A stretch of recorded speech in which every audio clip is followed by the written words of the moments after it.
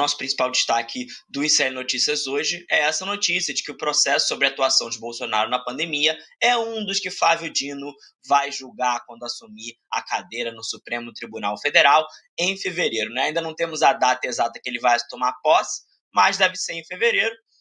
O Flávio Dino vai assumir um acervo de 344 processos. E entre esses processos tem dois que chamam um pouco a atenção.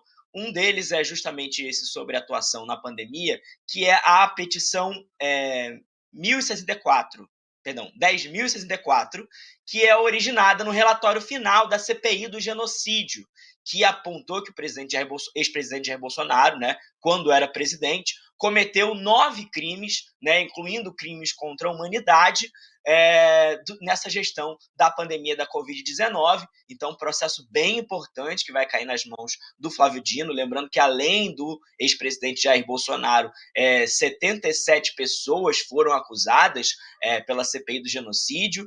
Então, é um processo relevante. Outro processo que chama atenção é um sobre a legalidade dos indultos natalinos do ex-presidente Jair Bolsonaro, né? O Jair Bolsonaro usou os indultos natalinos para livrar a cara de muito policial, militar, principalmente, né?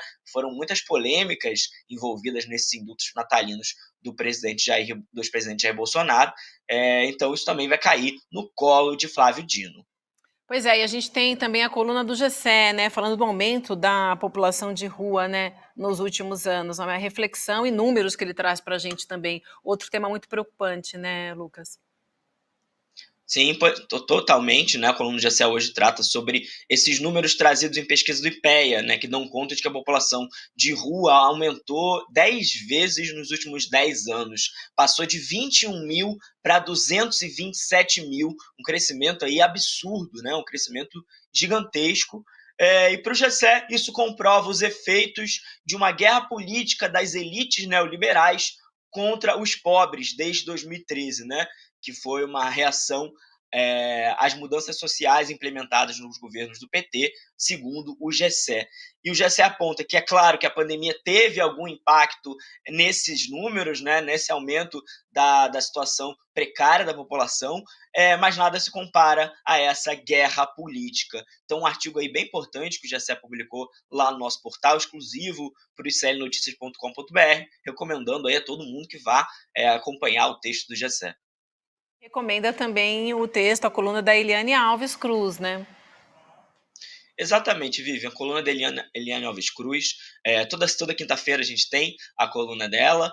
Hoje o assunto é sobre responsabilidade premeditada dos homens que agem como moleques. É um artigo que ela publicou lá, muito interessante também, que fica a recomendação. E nosso último destaque de hoje é um artigo da Vivian Mesquita. Vivian, se quiser apresentar o seu artigo aí sobre o Natal, né, uma reflexão natalina que a Vivian traz. Tinha gente falando sobre isso aqui no nosso chat. Mais cedo o André estava fazendo uma recomendação aqui. Querido, obrigada, André. Eu acabo sempre sendo atravessada por uma história de um Natal, quando eu tinha 5 anos de idade, na minha casa, que eu queria muito, muito, muito um presente que eu não ganhei. Eu vim de uma família também pobre, uma família que passou por dificuldades, então a gente não tinha esse privilégio, né, de escolher e ganhar os presentes, mas ao mesmo tempo também é uma reflexão sobre quando a gente ainda na infância, né, sai da fantasia e vai para a realidade.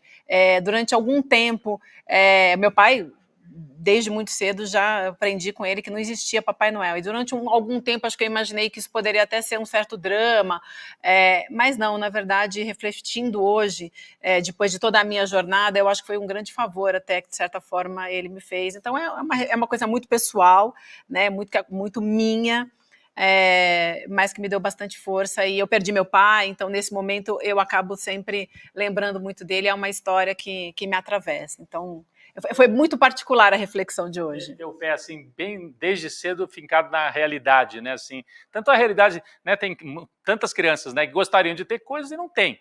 E aí as pessoas ficam, poxa, não dei para o meu filho. Mas às vezes o filho lidar com uma certa frustração pode fazer bem a médio prazo. É que na hora lá, quando a gente é criança, a gente não quer saber disso, né, Vivian? Fica só a frustração, assim. Mas depois, quando a gente cresce, a gente fala, pô, aprendi ali, né? Porque tem gente que não aprende, né? Que os pais, assim, às vezes se desdobram para dar até mais do que podem ou do que deveriam, e aí vira um adulto que às vezes não sabe lidar com outras frustrações que não sejam presentes de Natal, né?